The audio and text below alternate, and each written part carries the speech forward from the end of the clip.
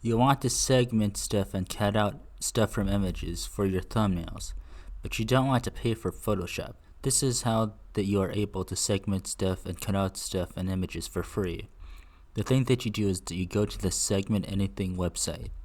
The next thing you do is that you click on the demo, then click on Upload Image. This is alright.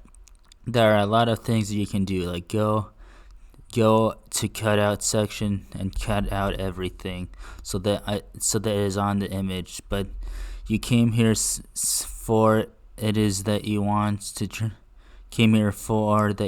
try to segment the image. In that case, you go to mask so that you end up being able to cut out the image.